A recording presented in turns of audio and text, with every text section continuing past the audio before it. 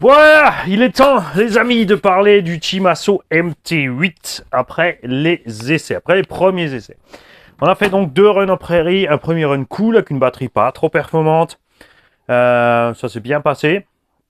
Avec une batterie un peu plus péchue, on avait là une WS Line 7005. Là, c'était vraiment sympa, autonomie, je crois qu'on a fait une vingtaine de minutes, 20-25 minutes, je sais plus trop, on verra ça sur la vidéo.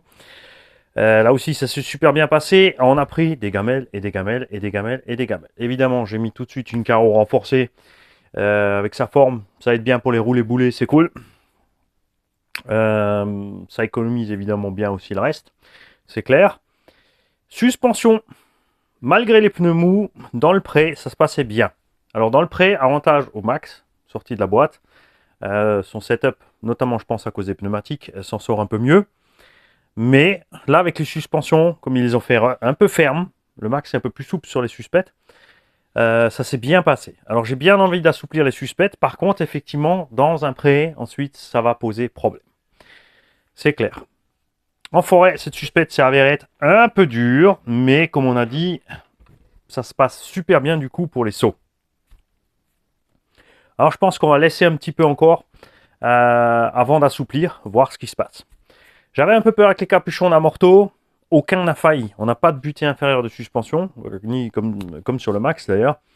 Donc les bras peuvent aller plus loin que l'amorto. Ça peut arracher le capuchon. Ça s'est pas produit. Les pneus, ils sont évidemment pour quelque chose. Et ces pneus, génial. J'ai adoré. Alors j'ai roulé qu'en 4. Ça ballonne déjà fort. En 6, je pense qu'il y a le risque de les péter. Mais le pneu, pour l'instant, ne s'est ni décollé à aucun endroit, ni déchiré.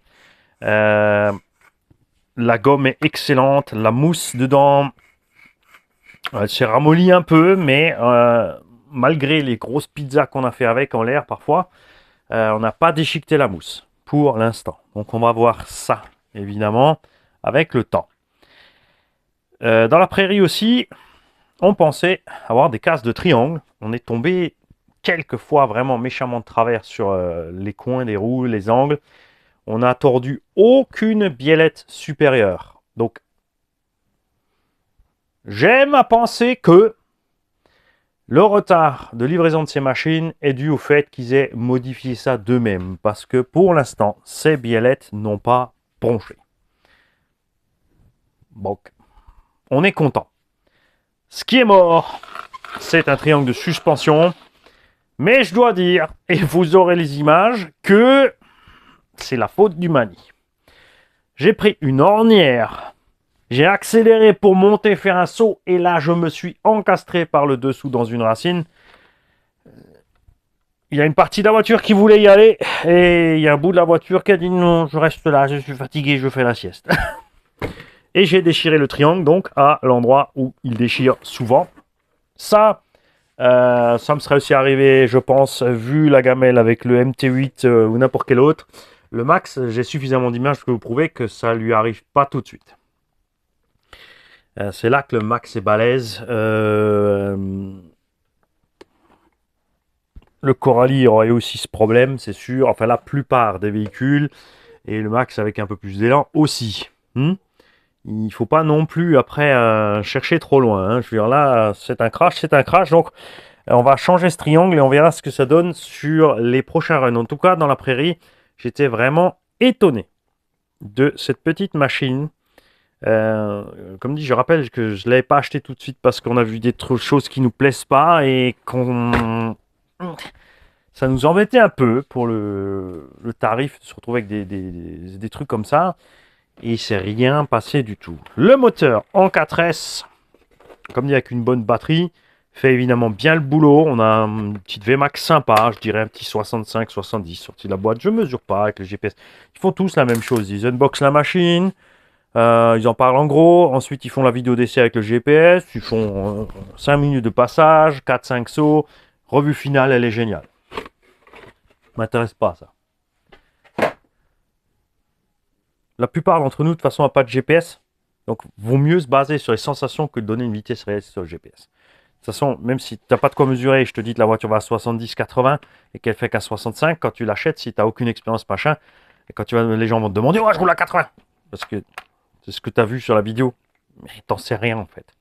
Ce qui est important, c'est d'avoir une sensation de vitesse suffisante pour vous. Pour moi, c'est au-delà de 60. Honnêtement, un véhicule qui ne franchit pas les 60 sorties de la boîte, j'ai l'impression qu'il traîne. Mais alors, c'est une catastrophe.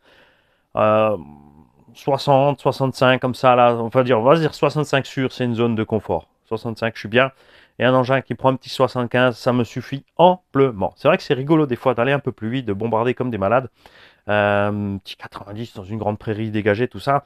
Mais finalement, il se passe quoi? Il se passe qu'à la moindre gamelle, tu déchiques le véhicule souvent. Et tu as une consommation excessive. Donc, tu gagnes trop rien. Bien, on va inspecter de plus près quand même ces petites biellettes. Alors, si j'ai regardé celle-là, alors donc là, on a déchiré le triangle, c'est pas sa faute. Celle-là, effectivement, c'est plié un petit peu. Mais est-ce que c'est le plastique ou est-ce que c'est la biellette, hein? C'est la biellette. Effectivement, là, c'est arrivé. Regarde, j'ai parlé trop vite. Après, là, la forêt, c'est toujours le test mortel. Hein. En tout cas, dans la prairie, ça en est super bien sorti. Ouais, regarde. Je tourne plus rond. Ouais, ça le savait. T'as jamais tourné rond. Regarde, tu vois? Donc là, elle a pris un pet. Alors, ce que je vais faire, c'est que je vais la laisser vers le haut. Je ne vais pas la redresser. Parce que ce qui va se passer, si j'essaie de la redresser, c'est que je vais la casser. Si je la laisse vers le bas, elle sera dans le mauvais angle pour les impacts.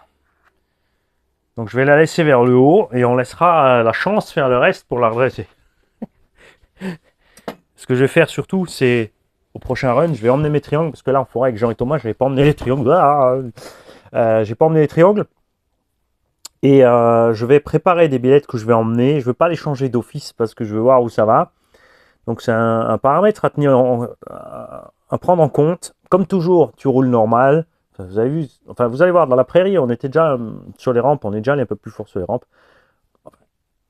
Toujours de façon mesurée, on n'est pas allé catapulter l'engin n'importe comment, juste pour faire une vidéo. Waouh, on a sauté le plus loin du monde de la France, de la région, du pays, de la ville. Et de la rue. Champion du monde de la rue, ça j'adore. Et ce genre de choses. Hein. Je suis pas là pour faire le show, je suis là pour m'amuser et partager avec vous, voilà, comment moi je m'amuse en fait. Ouais, c'est un peu salaud quand même. Hein. C'est votre faute. J'attends vos vidéos les mecs. Vous le savez, je partage vos vidéos avec grand plaisir, surtout les boutiques. Donc si tu as une boutique bouge-toi le tulle, si tu connais Manière Ségage 68, si tu aimes bien le principe. Si tu n'aimes pas, évidemment, c'est normal, tu t'en mêles pas. Ça ne t'empêche pas d'avoir une pub gratuite. Donc tu fais le tour de ta boutique, tu expliques ce que tu as, depuis quand tu es là, ce que tu vends, pourquoi. Et tu envoies la vidéo, on la diffusera gratuitement, bien sûr, elle a tes liens de contact et tout dedans. Voilà, c'est comme ça. Les clubs aussi, les mecs, aidez vos clubs. Voyez bien sûr avec le président et le staff du club s'ils sont d'accord pour une petite vidéo, machin. Et vous envoyez les images pour diffuser si vous voulez être plus de membres dans le club. Il y a des clubs où ils ne veulent pas être plus de membres, ils sont bien entre eux. Je comprends tout à fait, je suis le premier à aimer rouler tout seul ou à deux. C'est pas moi qui vais dire le contraire. Hein. C'est clair. Donc pensez-y. On a décroché un bras supérieur ici. Là, l'axe est sorti. Manip d'urgence sur le terrain, on a passé une vis à travers, M3, qu'on a bloqué avec la petite vis qui est censée tenir l'axe. Ici, c'est très très court, tu vois. Donc, ça s'est déformé derrière, il est sorti derrière. La vis M3 que j'ai mis de secours, elle est plus longue. On pourrait mettre bien sûr vis écrou, je vous le déconseille, laissez comme ça. Enfin, pas la réparation, je vais remettre un axe. Et maintenant, bien sûr que la vis est passée, mon axe il va se casser la gueule. Donc je vais le sécuriser par derrière ou je vais définitivement mettre une vis, je ne sais pas. Mais je dirais qu'on ne va pas tout de suite partir sur vis écrou partout pour éviter de déchirer là-haut sur la cellule, décrocher l'axe ou péter l'axe. C'est pas cher à réparer. Même un triangle, ça sera moins cher à réparer, un triangle supérieur, que de flinguer la tourelle. C'est clair, hein. En plus, c'est une panne que tu peux régler sur le terrain. Si tu flingues la tourelle, ça va être un peu plus problématique à faire un provisoire sur le terrain. Le châssis, il a pris des gros chocs devant, derrière, n'a pas bougé. Bien sûr, c'est une pauvre peinture, comme toujours. Pas de vrai traitement de surface durcie comme chez Obao. La plaque de châssis est quand même épaisse, plus les angles, ça a super bien tenu. Les skids s'en sortent à merveille. Hein, parce que là, on se dit qu'on va rester accroché, ça va l'arracher là aussi, mais en fait, ça se passe bien. Je le préfère au skater parce que la garde au sol, le débattement, les pneumatiques. Les pneus du skater sont excellents. Attention, hein, je les ai mis sur le VS2, je suis vraiment super content. Donc si tu as un buggy et tu veux monter des roues un peu plus grandes mais pas trop grosses pour ta transmise, sans être obligé chaque fois de changer ton pignon, pas avoir trop de masse à trimballer avec ton buggy, n'hésite pas, prends les roues du skater. Pense par contre à un élargisseur d'au moins 10 à 12 mm pour être tranquille, pas que ça frotte. Hein. Je dirais que 8 mm c'est vraiment le minimum, j'ai pas testé le 8, moi j'ai mis un 10-12, j'étais content avec le 10-12, donc reste dans ton 10-12 mm. Si tu veux être sûr de ne pas frotter sur ta carreau. Hein. Ça va à merveille, ces pneus sont vraiment chouettes. Ceux-là sont plus lourds. On est quand même à 340 grammes. Ces roues ont le poids de roues de Monster. C'est le poids des roues du Savage. Flux. Pas les nouveaux petits picots à la noix. Enfin, c'est le même poids, mais je te parle des GT2. Donc, il a des roues plus lourdes que le skater. Il est légèrement plus lourd à cause de ça. Mais il s'en tire pas pareil niveau patate et il s'en tire pareil niveau autonomie. Hein, tu vois, c'est la même taille que les roues du... Regarde. Là, on sera en mode un peu plus prairie. Les jantes sont un peu plus grandes. C'est un essai à faire, je pense. On a un tout petit peu plus de déport parce que le pneu est plus large, mais avec le déport supplémentaire, on sera pareil. Je pense que on va les essayer là-dessus pour une raison très simple. En 4S, ils ne souffriront pas parce que ces pneus en 6S de chez HP, ils ont vraiment un problème. Bien. Alors, 2 runs en prairie, 1 en forêt. Donc, un cool, un peu plus agressif, et en forêt, bah, il a reçu. J'en veux pas encore. J'en veux pas encore. Je vais lui en vouloir si ça arrive plus souvent. Peut-être que Timasso va réagir rapidement. Peut-être que RPM va réagir rapidement. Et peut-être que ça n'arrivera pas plus souvent que ça. Pour ce que moi j'en fais. Comme toujours, ceux qui roulent sur skatepark, qui prônent certaines marques et qui ont oublié qu'ils ont un châssis M2C en dessous à 200$ et des tourelles et des bidules et des trucs et qu'à la fin ils ont une caisse de 1000 ou 1200 € quand même. Plus les casses à récurrence et qui râlent sur les autres marques qui plient sur les skateparks. Ils seront pas contents, ils vont plier aussi, c'est normal. Tourelles en plastique s'en sont sortis à merveille. Je pense que c'est ce qui a aidé aussi sur les roulés boulets. Le flex ici, de ça déjà des supports carreaux, ça c'est génial. Et ces supports carreaux, regardez comme ils sont bien foutus. Ils sont fixés en haut de la tourelle, à plat. Tu as du réglage en hauteur possible. Ça sent la commande d'office. Je pense que je vais en commander d'office. Je voulais juste attendre de voir s'ils tiennent bien. Parce que ça, c'est une solution très simple pour tout le monde. Parce qu'il y a donc les supports Conrad Riley Raptor. Mais l'avant est fixé sur la platine. Ici, il n'y a que l'arrière qui est fixé sur la tourelle. C'est peut-être un peu gros et sur la tourelle, tu n'as pas la place. Ça, on devrait pouvoir le fixer sur un paquet de tourelles. Sans gêner le chemin des suspensions et rien, pour monter des carreaux de ce que tu veux sur ton buggy. Buggy SC18, Truggy SC18, je pense qu'il y a moyen très facilement d'adapter cette paire de tourelles. Donc je vais en commander d'office dans la prochaine commande chez Projo.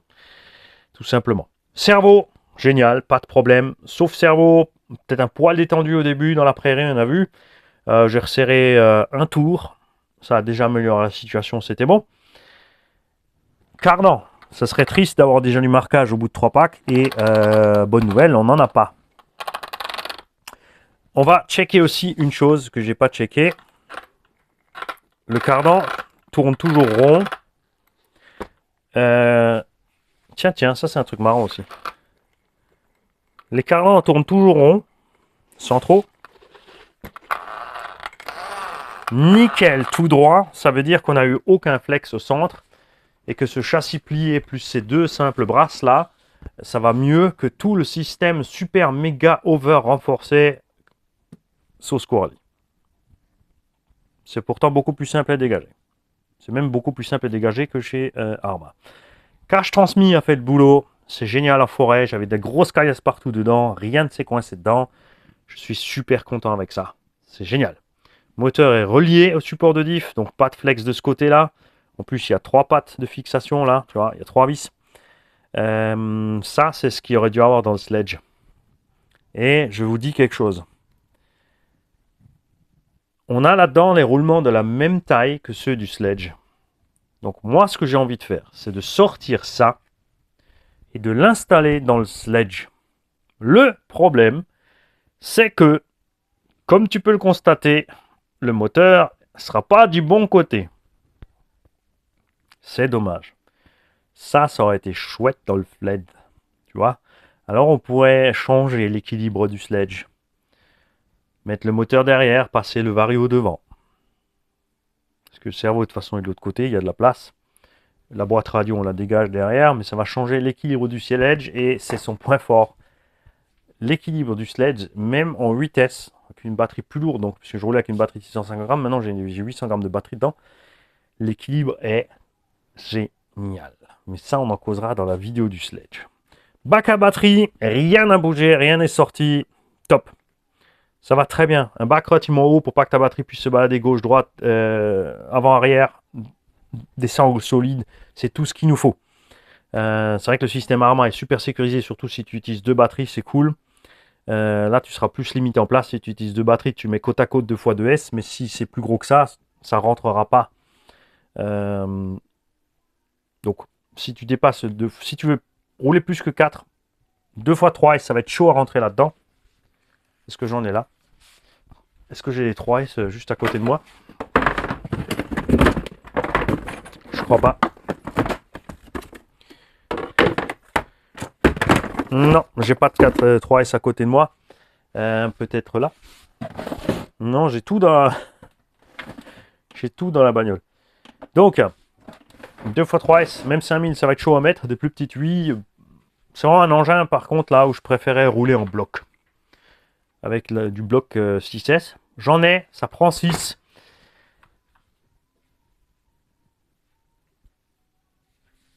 Est-ce que c'est utile de mettre 6? L'étagement en 4, comme dit, on prend déjà un bon petit 65-70.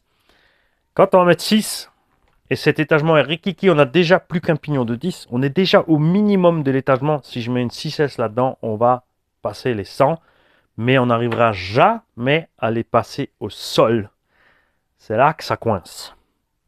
Parce que typiquement, le piège de l'étagement, une fois de plus, ils n'ont pas fait une boîte de réduction dans un MT. On a des roues plus grandes. Si tu mets des roues de buggy là-dessus, ça ira bien. Des roues de buggy, ça passera, mais pas avec ça. Le moteur déjà était bien chaud, mais il n'a pas de ventilateur ni de radiateur. Si on met ça, enfin, dissipateur, ventilateur, refroidisseur, on met ça dessus.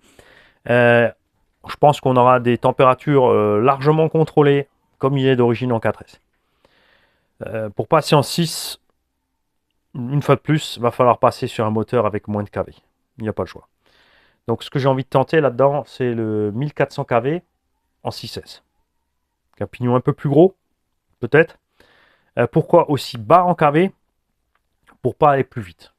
Parce que les pneumatiques en 4S, le ballonnage, moi je dis qu'il est déjà limite. Vous l'avez vu sur l'unboxing. Vous allez le voir. Non, vous l'avez vu puisque... Pour que vous puissiez vous situer en temps, je ne sais pas quand cette vidéo va sortir, puisque moi, vous savez, je ne fais pas les vidéos en flux direct. Il y en a des fois qui sortent, c'est vrai, le jour même ou le jour d'après, parce que voilà, je voulais vous montrer ce que j'ai fait. Mais on a des fois 2-3 semaines de décalage, voire un mois. Donc là, on est encore avant la sortie de la vidéo du Team Asso, de l'unboxing, du démontage en live chat. Et on verra combien de temps plus tard cette vidéo va être diffusée. Parce que d'abord, encore les essais, ensuite il y a ça. Comme ça, vous pourrez voir un petit peu. Les gens vont pouvoir s'en sortir avec les dates. C'est pour ça que dernièrement, j'ai fait une vidéo où j'ai donné la date. On était samedi 2 juillet sur le circuit. Et vous allez voir le nombre de vidéos qu'on a fait le même jour sur le circuit et diffusées. Donc, je vais essayer d'en sortir une par jour. Mais vous allez voir qu'on va quand même mettre 2 semaines à passer toutes les vidéos. Que vous ayez une petite idée de comment ça se passe. Hein, niveau organisatoire et niveau timing. On est où? Cerveau à causé, bon bah réception évidemment pas de problème. Moteur, ouais il est un peu rikiki mais il fait le taf. Et on va pas changer tout de suite. Mais il faut, là c'est un 2100. Faut vraiment que je mette un 42 74 2000, parce que 2100, ça sera dur à trouver. 2002, il ira plus vite. Bon, après, il est plus balèze, donc il n'aura aucun problème à l'emmener plus vite. Mettre un 2000, peut-être avec une dent en plus. Là, c'est du 10, on mettra du 11. Si je mets un 2002, on restera sur le pignon 10. On ira un peu plus vite, mais on va comparer l'autonomie et la patate. Un cheval de plus, c'est pas négligeable. L'engin fait 5 kg. Donc un petit cheval de plus, ça lui fera pas de mal pour qu'il soit plus vif, même s'il est déjà bien vif.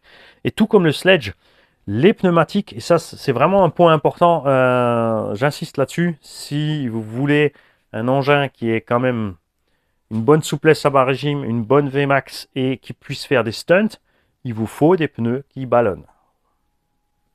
Il n'y a pas le choix. Les pneus qui ballonnent, c'est ce qui va vous faciliter la vie en l'air, tout simplement. Au sol, le diamètre est maîtrisé à bas régime, donc l'étagement n'est pas encore trop long. On est un peu limite, vous allez voir dans certains cas, quand tu veux accélérer, si tu veux pousser quelqu'un pour le redresser, on n'arrive pas. C'est un variateur de 150 ampères en 4S avec le pignon 10, tu veux partir, il y a le lock-stop qui commence à te dire attention, tu as des pics d'ampères, ça va pas. Il coince un peu, il part pas tout de suite. Si tu veux partir vraiment tout doucement, il a un léger cog. Donc il faudrait que l'étagement soit encore un peu plus petit. Avec le moteur plus gros, on aura moins de ça. Et le petit cheval en plus nous permettra bien sûr beaucoup plus de punch en l'air. Donc les roues fatales, si tu mets des roues qui ne ballonnent pas, ça va pas aller.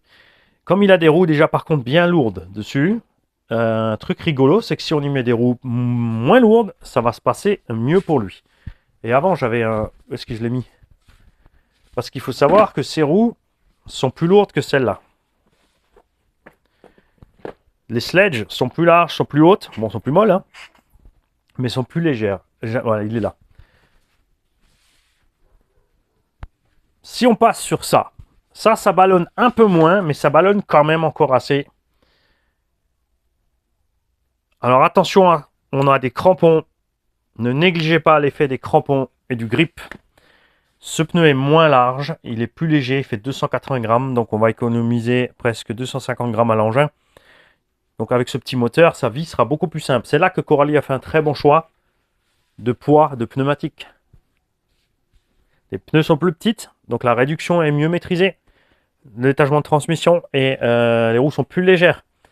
Résultat, l'engin arrive plus vite à monter dans ses tours. Surtout, comme le Max, dès que tu décolles du sol. Évidemment, on peut mettre les roues du Max dessus aussi. Bon, ça va faire un peu petit, hein, les roues du Max. Parce que là, on est vraiment dans un gabarit un peu plus gros, style Savage Flux. Tout va bien. Tige d'amorto, on n'a rien tordu, malgré les maltraitances. Les capuchons, je répète, ils sont toujours là. La roulette a survécu. Bon, la carreau incassable a aidé, évidemment, à protéger tout cet ensemble-là. C'est pas pour rien que je l'ai mis direct dessus. Je voulais pas massacrer celle-là. Et Jean est du même avis que moi, hein. J'ai montré ça à Elsa CRC Body. Ils m'ont dit, les deux, Jean et Thomas, Merc, c'est moche! Parce que, en fait, c'est comme le Kraton. Thomas l'a très bien dit. Cette carreau a le même problème que celle du Kraton. C'est que...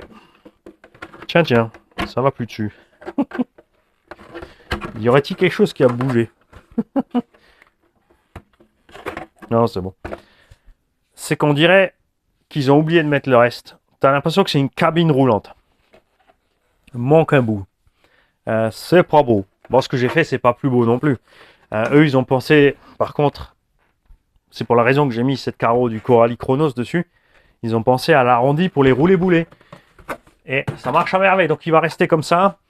Ouais, donc je dirais qu'on va faire encore quelques essais avec ce moteur pour qu'on ait... parce que 3 packs, c'est un peu juste, hein, plutôt le premier coup. On en fait un vrai pack dans la prairie, on va dire. Et un pack dans la forêt normale. Donc on va peut-être faire une dizaine de runs avec ce moteur avant de changer, de mettre un 42-74. Donc comme dit, si je mets un 2000, je mettrai une dent en plus. Si je mets un 2200, on me laissera le même étagement. Dans tous les cas, on sera peut-être un poil plus rapide que ça. Le petit cheval en plus fera la différence. Et on verra si oui ou non, effectivement, même si sur le papier, un moteur plus grand consomme plus à vide, l'aimant est plus grand, le rotor est plus grand, il y a plus de consommation électrique pour faire fonctionner le moteur. Mais le rendement supplémentaire de ce cheval simplifie tellement la vie du moteur que finalement, son courant moyen d'utilisation dans le véhicule ça va se passer mieux. C'est sûr, si tu restes plein gaz avec les deux moteurs, pour vider un pack complet, celui-là, il aura plus d'autonomie. L'autre va bouffer plus si tu restes plein gaz. Mais dans l'utilisation courante, parce qu'en gros, on fait quoi? Quand on fait un pack, on roule à une vitesse moyenne qui équivaut peut-être à la moitié de la Vmax, pas plus. Vous voyez, tous ceux qui embarquent des GPS quand ils font des runs, ils ont une vitesse moyenne d'à peu près 45-50, pas plus. C'est là que j'ajoute qu'avec le X-Max, la vitesse moyenne dans le tout-terrain, par contre, elle est plus haute. Même si sa Vmax totale est moins grande, un huitième, ça roule entre 80 et 90 sans problème. Le X-Max, il roule 65-70. Mais dans un run complet de 20 minutes dans le tout-terrain, la vitesse moyenne du X-Max est au-dessus. Et les cages additionnelles avec ces roulements additionnels posés dedans n'ont pour l'instant posé aucun problème. Ça bouge comme c'est dingue. Je ne sais pas si je vais réussir à vous le montrer à la caméra. C'est un truc de ma boule. J'ai mon petit retour vidéo là-bas. Je vais peut-être me concentrer à regarder sur le retour vidéo. Alors, est-ce que tu es bien en ligne? Regarde bien ici. Là, au bout de mon doigt. Regarde bien. T'es prêt? Alors, la noix, elle sort. C'est normal, elle coulisse. Mais t'as le roulement, il se balade aussi. Mais pourtant, ça fait le taf. Hein? Ça, c'est ce qu'on va surveiller de près aussi sur cette machine. Si jamais ils sortent un kit de bar stable, est-ce qu'on va l'installer? Non. Si tu en as besoin parce que tu roules plus dans la prairie finalement que dans du gros tout-terrain, te prive pas. Tu peux fabriquer un kit de bar stable toi-même, hein, c'est pas la question. Tu prends quelque chose d'un buggy, un 8, et tu vas réussir à l'adapter sans problème, j'en doute pas. On va garder à l'œil donc ces triangles et les biellettes. Faites-moi penser que j'emmène absolument dans la caisse de terrain les triangles de secours et des biellettes. J'aurais déjà mesuré ce qui va dedans, on va le mesurer tout de suite ensemble. Certains d'entre vous peut-être le savent déjà parce qu'ils l'ont déjà mis. C'est du M4. 5? Non, c'est du 5. Ouais, 4,2. Donc c'est bien du M4, hein, a priori, a fortiori. Ouais. Mais là, pareil, hein, même constat que chez Traxxas, ce sont des pièces forgées et la profondeur du filet est ridicule. Là, je peux pas vous le montrer, il faudrait faire un gros plan dessus. La profondeur du filet est à chier. Mais bon, ils ne se sont pas arrachés du plastique pour autant. Dans le plastique, ça tient. C'est vraiment juste la ferraille qui s'est pliée. Il n'y a plus qu'une chose à faire. Continuer de l'envoyer valdinguer pour continuer les tests. Et chose promise, chose due, on mettra un moteur plus balèze dedans. On fera des essais. On fera des essais avec des autres roues plus légères pour montrer les différences. C'est vrai que si c'est que moi qui en parle, ça va parler. C'est pour ça que j'essaie de prendre l'habitude de passer la radio aux autres qui sont avec moi sur le terrain au fur et à mesure des runs pour qu'on puisse avoir des points de vue séparés. Je pense que c'est le meilleur moyen. Parce que moi j'ai l'habitude de mes sensations, je vais pouvoir dire ouais je trouve que c'est plus péchu et machin. Mais en même temps je vous l'ai dit que ça sera plus péchu, donc il y en a qui vont dire oh, t'es pas objectif, voilà. Alors que si je passe la radio à quelqu'un d'autre ensuite sans lui dire, tu vois, là on va faire rouler la fripouille ou crapouille ou Mikachu avec cet engin, avec ce moteur d'origine, je changerai le moteur et on lui repassera la voiture, peut-être sans lui avoir dit qu'on a mis l'autre moteur, et on lui demandera à la fin de son run la réaction. S'il a trouvé que c'est plus péchu, on verra bien sûr sur le chrono l'autonomie. Alors l'autonomie aussi, toujours attention, l'autonomie c'est toujours relatif, puisque ça dépend de la façon de rouler. Là on a fait une espèce de circuit, donc il faudra faire le comparo de consommation sur un circuit similaire, quelque chose de similaire, parce que si on change de terrain, parce que déjà vous l'avez vu, hein, entre la forêt et faire un circuit, il y a déjà une différence d'autonomie. Faire un circuit, ça consomme un peu moins que de faire les fous dans la prairie. Vous l'avez vu quand on est dans le petit parc, là où justement avec le skater on a fait que à peine 12-15 minutes, c'est parce qu'on a fait des méga lignes droites de 200 mètres piétants. Je suis resté sur la gâchette soudé comme un âne. Ça consomme à mort. Vous avez vu qu'en forêt après tout de suite on a augmenté l'autonomie d'une dizaine de minutes. Et ainsi de suite et ainsi de suite. Donc il faut vraiment rester relatif sur les trucs. Il faudra faire plusieurs essais dans la prairie, dans la forêt, différents modes de conduite, tu vois, du pilote, pour et ensuite faire un faudrait faire le retour sur vraiment une dizaine, hein. Faire une dizaine de packs Méli-Mélo et ensuite refaire une dizaine de packs Méli-Mélo avec le moteur plus gros pour pouvoir vraiment avoir une idée de la chose, hein. Et on va... J'ai envie de faire plus confiance à ces diffs que sur certaines autres marques, donc on va pas l'ouvrir tous les 10. On va vraiment essayer d'atteindre les 50 sans ouvrir, voir ce qui se passe là-dedans niveau usure, niveau ce qui se passe avec les huiles, les jeux, tout ça, tout ça, tout ça. Donc, soyez patients, ce sont des tests qui prennent du temps.